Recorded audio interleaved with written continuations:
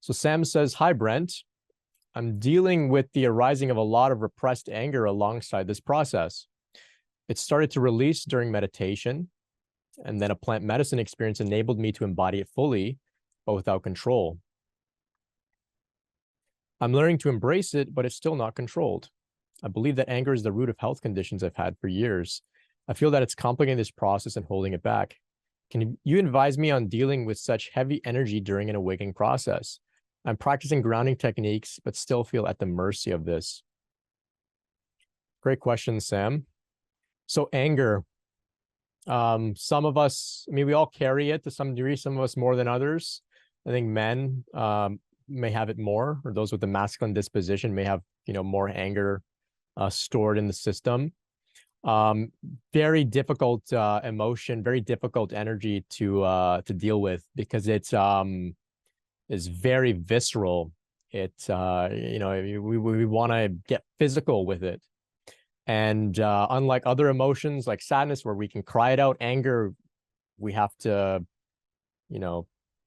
we're encouraged to scream, to break things, to fight, these sorts of things. So it can be very difficult to manage because, we can cry alone in our room. We can cry with a friend. But what do we do with this anger? We can scream in our room, sure. But it's hard to let it out. So we have to find a safe outlet to let it out. So for me, quite literally, and it's kind of funny, but during my awakening process, I was furious. I had a lot of this repressed anger coming up.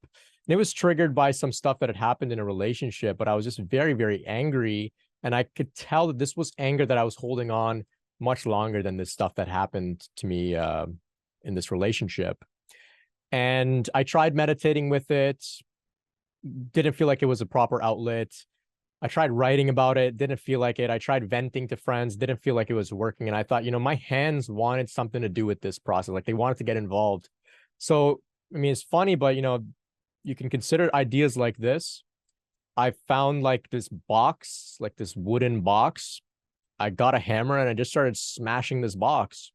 And I was channeling all the energy into breaking this box, just breaking it up, right? And so when that was over, I actually felt the release that I was looking for, that I wasn't getting through journaling, through venting, etc. So something to consider: create a safe container where you're not going to hurt yourself, you're not going to hurt others. Maybe do it in private so others aren't like, what the hell are you doing? But create a safe container where you can let this out in a visceral way if that's what your body's asking for. Because the body also wants to go through some releases here, and anger sometimes has to be in a sort of controlled, safe, violent way, you could say.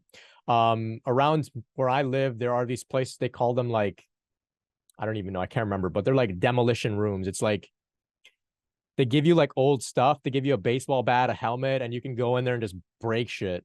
So maybe there's a place like that around you. Maybe you can go out in the forest and like chop wood or something like that.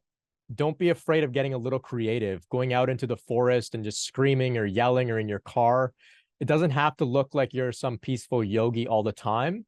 It has to be honoring of the experiences that you're having in a safe way. That's really what this is about. So I hope that this is helpful for you. But I understand, like, anger is very, very difficult to manage. Very, very difficult. To Sam's question about the anger, Cosmo saying martial arts. Punching and kicking a punching bag really helps. Yeah, for sure. Even weightlifting, these types of things as well. Okay.